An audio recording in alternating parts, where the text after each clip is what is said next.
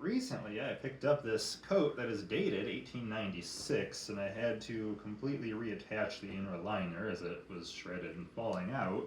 I was able to salvage the original liner. I was able to move it up, pull it tight with all the bare threads, but I had to replace all the buttons too. So I happen to have these buttons from the 20s, and this coat has a really good pattern, which I don't know if you guys can see, but it's diagonal lines, and these buttons just so happen to also have diagonal lines. So really a perfect match. It's also got a nice big tail. So I really couldn't be any happier with what it is.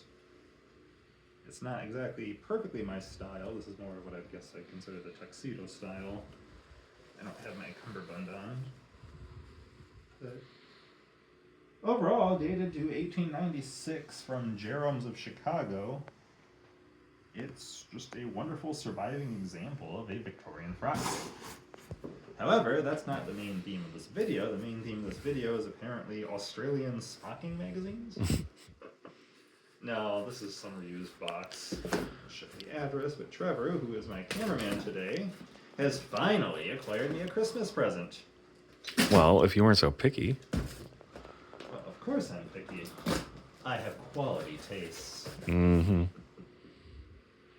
So I selected it, of course, because Trevor's terrified of selecting things for me. Because Now you're picky. I have a wonderful thing of bubble wrap.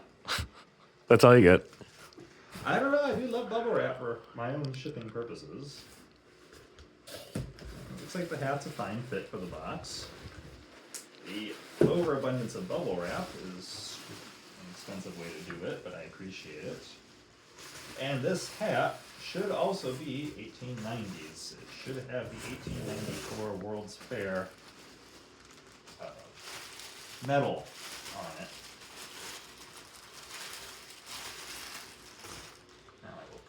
Looks like we have some damage to the top, and I think I can take care of that.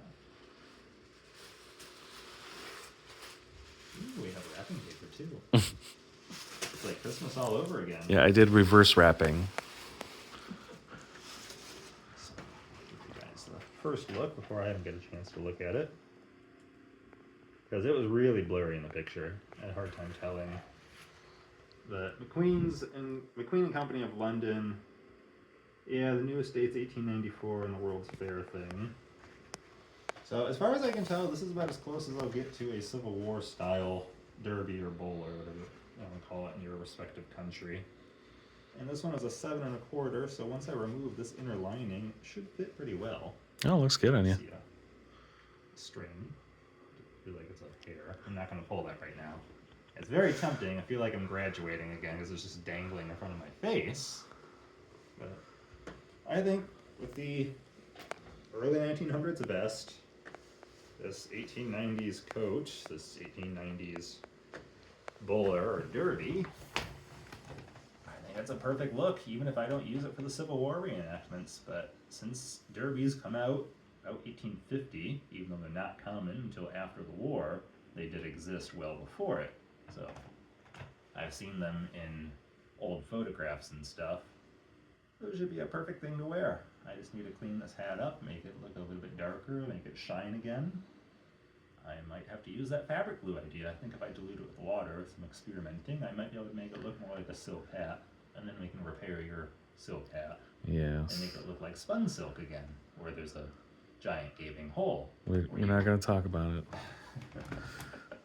But that's our unboxing video for today. It's been a long time since I've done one. Overall, I think it's a very nice survivor. Very nice hard one. All my other ones are soft brown felt. This one is rock hard.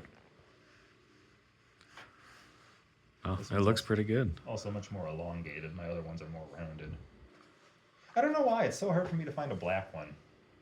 All of them are always brown. I found like 4 brown ones that I found at a thrift store over the years.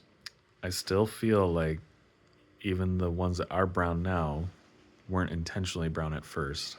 You know, when you look behind the hat band, that shows what the color was. That's true. All of them, I've looked behind the hat band, and they were darker brown. We do have something I did not see in the pictures. We have some gilding in here. There's no way I'm going to get the good light. And No, see the it. lighting's not too great. I have no idea what it says yet. Like I said, the pictures are very blurry. But I think they were a match made in heaven. Looks good. Or a match made in hell, since I'm a hellion.